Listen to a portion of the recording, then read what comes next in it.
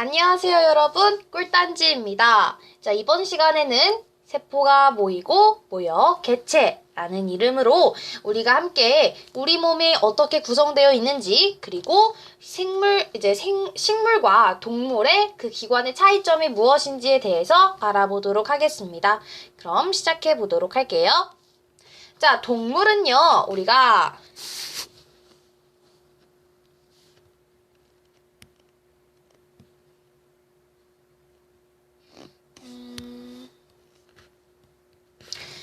세포가 모여서 조직을 만들고요. 조직이 모여서 기관을 만들고 기관끼리 기관계라는 것이 형성이 되고 개체라는 것이 우리 몸이 만들어지게 되는 것인데요. 식물은 세포, 조직, 조직계, 기관, 개체로 요 순서로 만들어진다고 해요.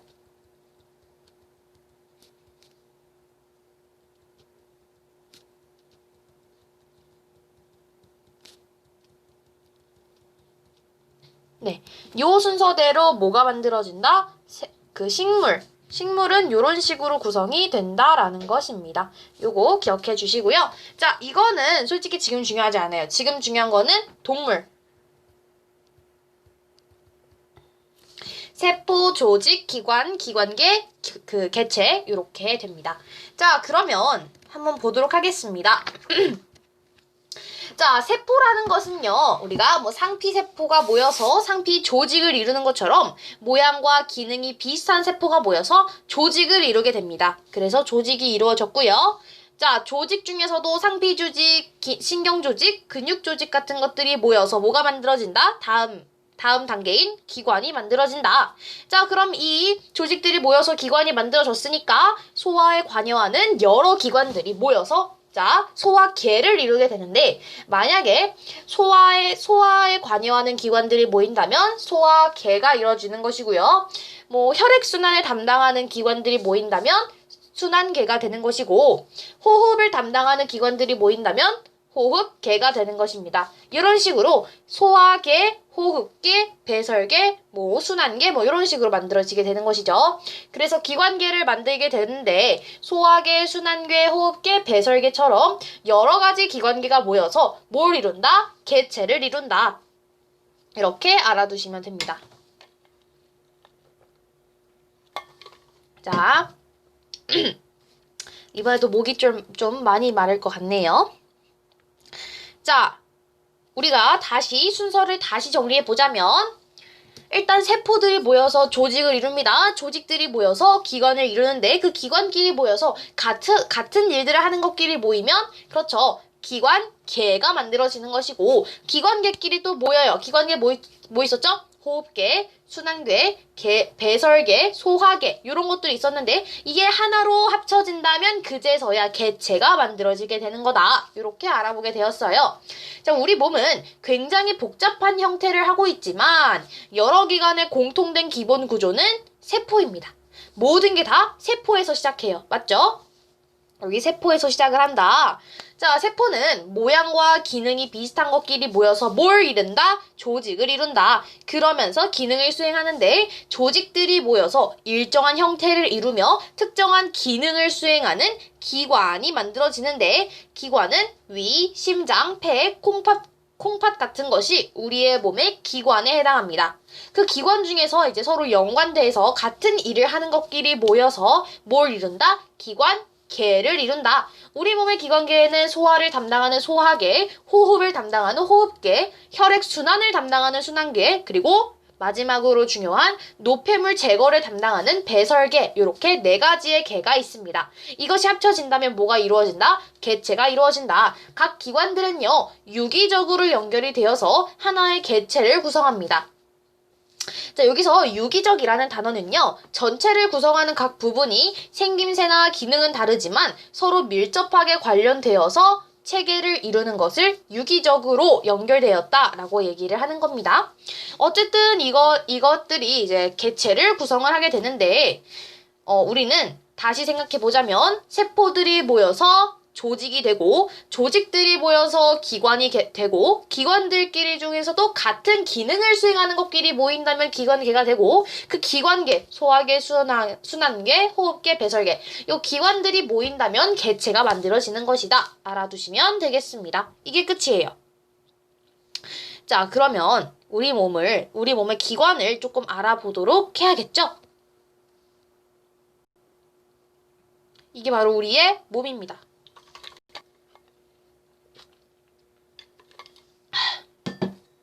자, 여기 있는 것은요, 우리의 몸인데요. 지금 여기 여러분들이 보고 계신 것은 기관입니다. 기관이라는 거예요. 자, 기관 전에는 어떤 단계가 있었죠? 세포들이 모여서 조직을 이루고, 조직들이 모여서 기관을 이뤘어요. 오케이, 요 단계입니다. 자, 흉곽과 폐 보이고요. 흉곽과 폐. 심장도 보이네요. 그죠?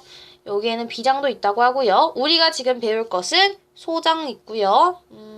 간, 위, 심장 이런 것들이 이번에 배울 중요한 내용들입니다.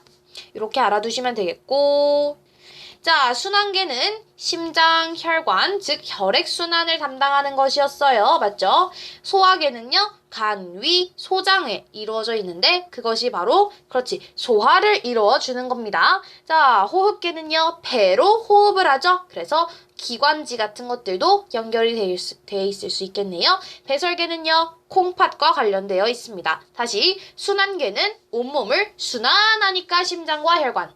소화계는 소화할 때 필요한 것, 간, 위, 소장.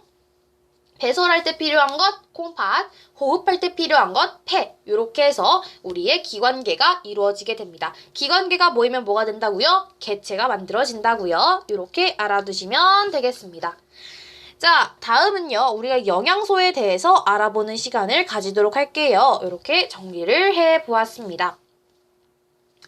자, 우리는요, 음식물을 섭취를 해야 합니다. 식물은요, 광합성을 이용하여 자신의 몸에 필요한 양분을 획득하는 대신에 동물은, 특히 인간은 음식물을 섭취하여서 그 속에 있는 영양소를 얻게 됩니다.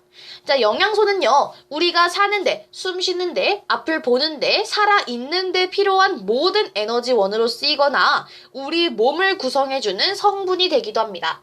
예를 들어서 지방이 많이 들어있는 음식을 먹는다면 우리 몸에 지방이 축적되어서 이러한 현상이 계속된다면 비만이 될 수도 있는 것이고요. 만약에 단백질을 많이 섭취한다면 우리 몸에 근육이 많아져서 헬스 트레이너 같은 몸이 될 수도 있는 것이죠. 오케이? 자, 이런 것들이 우리의 영양소에 의한 우리의 몸의 변화인데요.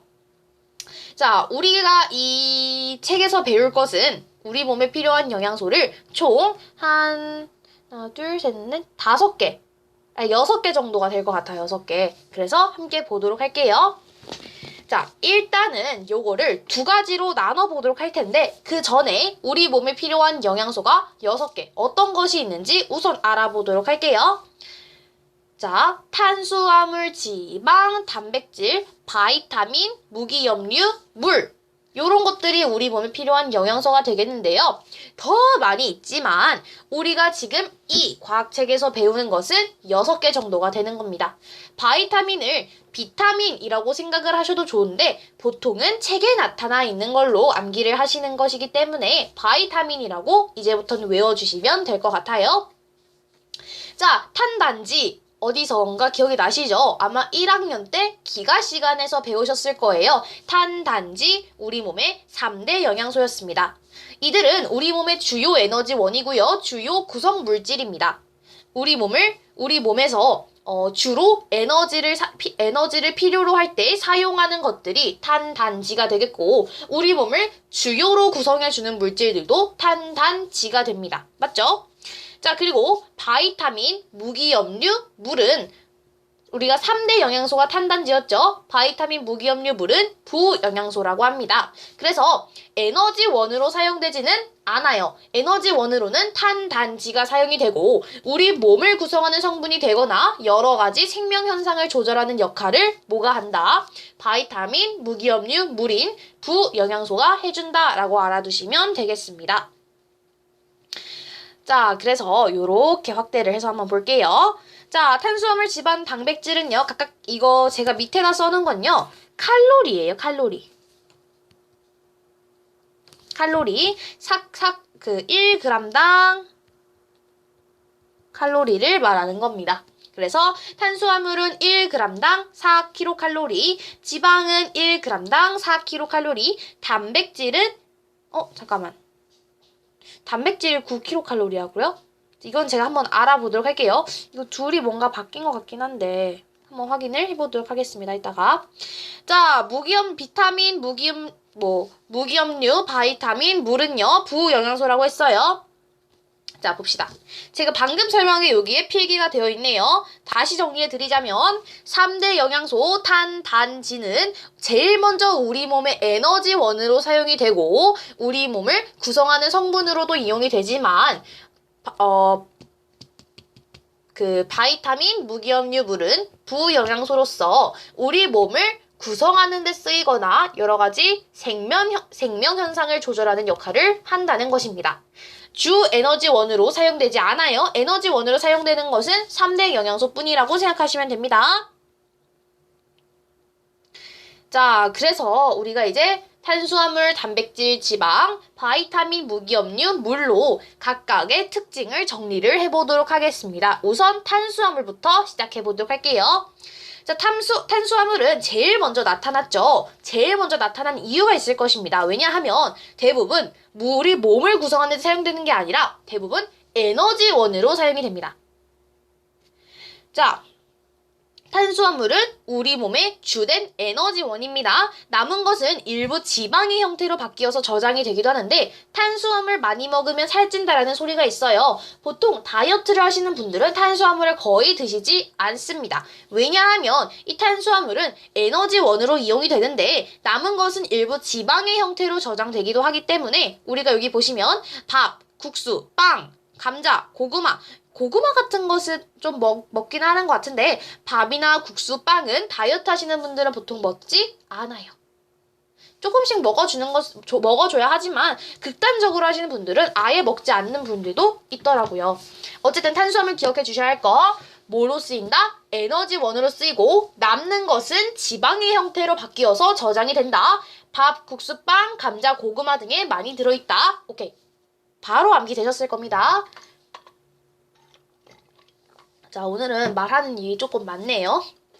자, 다음은요, 단백질입니다. 단백질은요, 에너지원으로 이용됩니다. 자, 계속 가는 거예요. 탄수화물도 에너지원, 단백질도 에너지원으로 이용이 됩니다. 근육이나 머리카락, 몸을 구성하는 주성분이에요. 오케이? 우리 몸의 구성 물질이라는 소리입니다. 자, 우리의 머리카락, 손톱, 아니면은 근육, 이런 것들은 우리의 몸을 구성하는 주성분으로서 살코기나 생선, 두부, 달걀 등에 많이 들어있어요. 자, 이거는 누가 많이 먹는 건가요? 보디빌더들이 많이 먹는 음식이에요. 두부나 달걀, 몸의 근육을 만들 때 많이 먹죠. 단백질이 많이 들어있기 때문입니다. 자, 다음은 지방에 대해서 알아보도록 할게요. 자, 지방은 에너지원으로 사용됩니다. 그리고 세포막 등을 구성을 해주고 있는데 버터나 기름, 땅콩 등에 많이 들어있습니다. 버터, 기름, 땅콩 다이어트 하시는 분들 많이 드시지 않아요. 오케이. 자, 그러면 3대 영양소 다시 한번 정리해 보겠습니다. 탄수화물은 대부분 에너지원으로 사용되는데 남는 것은 뭐의 형태로 바뀐다? 지방의 형태로 바뀐다. 지방의 형태로 바뀌어서 우리 몸에 저장되기도 하는데 밥, 빵, 국수, 감자, 고구마 등에 많이 들어있다. 다음으로 보실 건 단백질인데요. 단백질은 우리 몸의 에너지원으로 이용이 되는데 또 뭐의 주성분이다? 근육, 머리카락, 손톱, 발톱처럼 우리 몸을 구성하는 주성분입니다. 살코기나 생선, 두부, 달걀 등에 많이 들어있다고 합니다. 자, 지방은 에너지원으로 사용됩니다. 그리고 세포막 등을 구성을 하고 있는데 버터나 기름, 땅콩 등에 많이 들어있다고 하네요. 오케이. 자, 갑시다. 자, 이제는 부영양소에 대해서 알아보겠습니다. 부영양소에는 바이타민, 무기염류, 물이 있는데요. 바이타민부터 알아보겠습니다. 바이타민 하면 뭘 생각하시라고 했죠? 비타민 생각하시면 됩니다. 적은 양으로 생명 형상을 조절을 하는데요. 여러분, 이거를 쉽게 암기하기 위해서는 여러분들이 이거는 조금 말이 안 되는 것 같은데 비타민을 조금 생각을 해주시면 될 것 같아요. 자, 적은 양으로 생명 현상을 조절하고요. 음식물로 섭취를 해야 하고 섭취량이 부족하면 결핍증이라는 것이 나타나게 됩니다. 제가 여기 밑에다가 정리를 안 해놨네요. 이따가 해드릴게요. 결핍증이 비타민 C, D 이런 것처럼 다 달라요. 어떠한 결핍증이 나타나는지도 알아두시면 좋습니다. 왜냐면 우리 교과서 앞에 괴혈병이라는 것이 나오는데 이 괴혈병도 바이타민과 연관이 되어 있습니다. 자, 무기염류 보겠습니다. 뼈, 이, 혈액 등을 구성하면서 몸의 기능을 조절해 주는데요. 칼슘이나 인, 나트륨, 칼륨 등이 있으며 해조류, 채소 등에 많이 들어 있습니다. 자, 뼈, 이, 혈액을 구성하고 몸의 기능을 조절해 줍니다. 몸을 구성한다는 소리죠. 몸 구성하고 몸의 기능을 조절해 주니까 음식으로 무조건 섭취를 해주셔야 합니다. 뭐를? 무기염류를. 자, 다음 물 보겠습니다. 우리 몸의 약 60에서 70%를 구성할 정도로 가장 많이 구성되어 있는 것인데요. 영양소와 노폐물을 녹여서 운반을 하고요. 우리 몸의 체온을 조절해 줍니다. 오케이. 자, 이렇게 해서 3대 영양소, 부영양소 각각의 우리가 구분을 해볼 수가 있었는데요. 이거를 제가 그러면은 요걸 하나 한 다음에 그 다음 영상으로 결핍증과 그리고 각각의 내용을 한 번 더 정리를 해드리도록 하겠습니다. 그리고 내가 먹은 음식에 들어있는 어떠한 영양소가 들어있는지 한번 그냥 지금 할까요? 네, 그럼 지금부터 한번 알아보도록 하겠습니다. 네, 사실 알아보니까 여기 부분이 바뀌어야 되는 것 같더라고요. 지방이 1g당 9kcal, 단백질이 4kcal이야. 자, 이렇게 알아볼 수가 있었고요. 자, 우리가 바이타민은 뭐와 어떤 특징이 있었다? 그렇지. 무조건 음식물로 섭취해야 한다. 무기염류도 음식물로 섭취해야 한다는 거 잊지 말아주세요. 이렇게 알아두시면 되겠고, 그 다음에 우리가 이제 어떤 영양소가 있는지 영양소 검출법 한번 알아보도록 하겠습니다. 자, 이제 이거를 한번 보도록 할게요. 여기에다가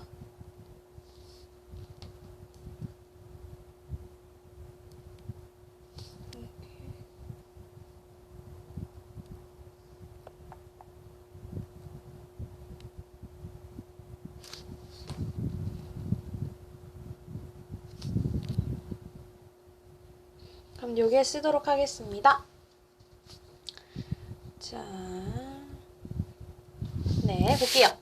자, 우리가 영양소를 검출하기 위해서는 어떠한 반응이 필요합니다. 그래서 우리가 이번에 볼 것은요, 녹말을 검출하는 것, 포도당을 검출하는 것, 단백질을 검출하는 것, 그리고 지방을 검출하는 것에 그런 약물에 대해서 알아보도록 할 거예요. 우선 가장 우리에게 흔한 것부터 해보도록 합시다. 자, 녹말은요, 녹말하면 생각나야 하는 게 있습니다. 그렇죠. 바로 아이오딘과 칼륨 용액이 필요합니다. 그래서 녹말을 검출하기 위해서는 아이오딘과 칼륨 이게 필요한데요. 만약에 녹말이 아이오딘과 칼륨을 둘이 만나게 된다면 청람색으로 변하게 될 겁니다. 오케이, 이렇게 알아두시면 되겠고, 자, 두 번째는요, 포도당을 검출하는 방법이에요. 우리가 포도당을 검출하고 싶으면 베네딕트 용액을 넣고 가열을 해줘야 합니다.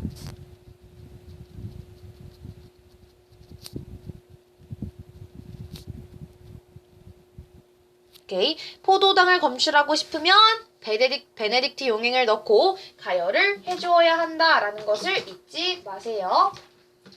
자, 그러면 색깔은 황적색으로 변화하게 됩니다. 오케이, 황적색.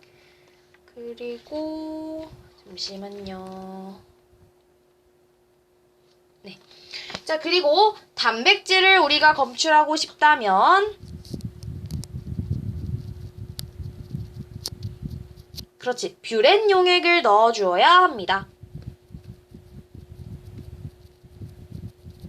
뷰렌 용액은 5% 수소나 나트륨 수용액과 1% 황산구리 수용액을 섞은 것과 같은 말이에요. 자, 그리고 우리가 뷰렛 반응, 단백질과 뷰렌 용액이 만났을 때는 색깔이 보라색으로 변화하게 됩니다. 자, 마지막 지방을 검출하고 싶을 때는 그렇죠, 수단쓰리 용액을 넣으면 됩니다.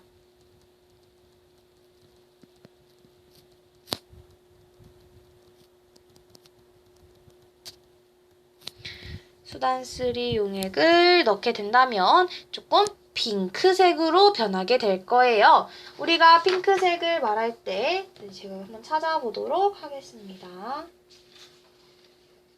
자, 여기 있네요.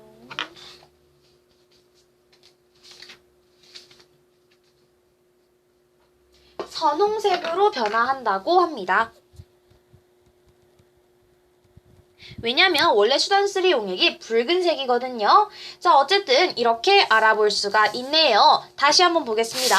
녹말을 검출하고 싶으면 아이오딘과 칼륨을 넣어주면 되고요. 그러하면 색깔이 정람색으로 변화합니다. 이러면 여기에 녹말이라는 물질이 포함되어 있구나 알 수 있고요. 그 다음 포도당을 검출하고 싶으면 베네딕트 용액을 넣고 가열까지 해주시면 됩니다. 그러면 무슨 색? 황적색으로 변화한다. 자, 그리고 지방을 검출하고 싶을 때는 단백질 먼저 할게요. 단백질을 검출하고 싶을 때는 뷰렛 용액을 넣어주면 되는데요. 여기서 뷰렛 용액은 5% 수산화 나트륨 수용액과 1% 황산구리 수용액이 섞인 거라고 보시면 되겠습니다. 마지막으로 지방을 검출하고 싶을 때는 그렇죠, 수단쓰리 용액을 넣어주면 됩니다. 그러면 선홍색으로 변화한다 라고 알아두시면 되겠네요. 그러면 빈칸 채우기 지금부터 시작해 보도록 하겠습니다. 자, 우선 1단계입니다. 1단계는 이렇게 1단계부터 갈게요. 자, 봅시다. 어떠한 물질을 알고 싶으면 아이오딘과 칼륨을 넣어주면 되는데 이때 그렇죠, 색깔이 청람색으로 변하면 여기에는 녹말이 들어있다. 자, 요거 볼게요. 어떠한 물질에 뷰렌 용액을 넣었을 때 보라색으로 변화한다면 그렇죠, 단백질이 있다. 자, 요거 한번 볼게요. 어떤 용액에 베네딕트 용액을 넣어줬을 때 가열을 하면요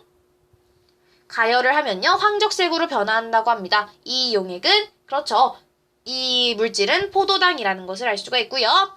자, 어떤 물질에 수단쓰리 용액을 넣어주면 선홍색으로 변화한다. 그렇죠, 지방이라는 것을 알 수가 있습니다. 2단계 가겠습니다. 자, 2단계 갈게요. 자, 어떠한 물질에 아이오딘과 칼륨을 넣어줬어요. 그러면 무슨 색으로 변할까요? 아이오딘과 칼륨은 그렇죠, 정람색으로 변화합니다. 이 물질은 녹말. 자, 다음 순서대로 갈게요. 어떠한 물질에 베네딕트 용액을 넣고 가열해줍니다. 그러면 무슨 색으로 변화한다? 황적색으로 변화한다. 이때 이 물질은 뭐였다? 그렇죠, 단백질이 아니라 포도당이죠. 포도당 검출. 자, 그리고 어떠한 물질에 뷰렌 용액을 넣어주면 그렇지, 보라색으로 변하는데 이 물질은 그렇죠, 단백질. 마지막 어떤 물질에 수단쓰리 용액을 넣어준다면 선홍색으로 변하는데 이 물질은 지방이었습니다. 자, 이제 마지막 3단계 다 맞춰보도록 할게요. 자, 갑니다. 첫 번째부터 갈게요.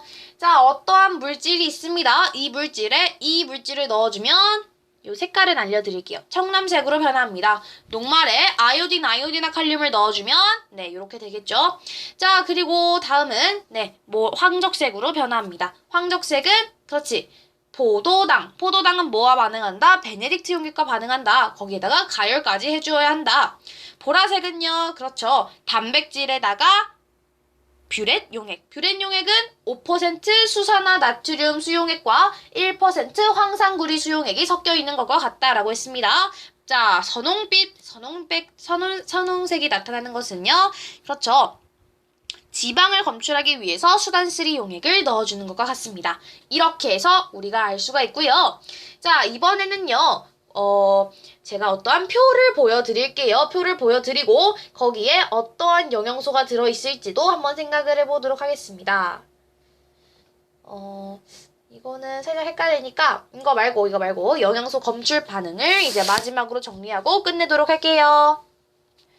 자, 요렇게 해서 우리는 여기 네, 요렇게 해서 영양소에 관련된 내용을 모두 정리해 보았습니다. 여러분 이거 기억해 주셔야 돼요. 녹말은 아이오딘, 아이오데나칼륨, 무슨 색? 청람색. 그리고 포도당은 베네딕트 용액, 그래서 황적색. 그리고 단백질은 뷰렛 용액, 보라색. 베네딕트 용액은 가열해 주셔야 하는 거 잊지 마세요. 마지막으로 지방은 수단 3 용액이었죠? 선홍색으로 변화하였다라는 것까지 알아두시면 됩니다. 오늘 영상 여기까지고요. 다음 시간에는 우리가 소화와 흡수에 대한 내용을 알아보도록 하겠습니다. 그럼 다음 시간에 만날게요. 안녕!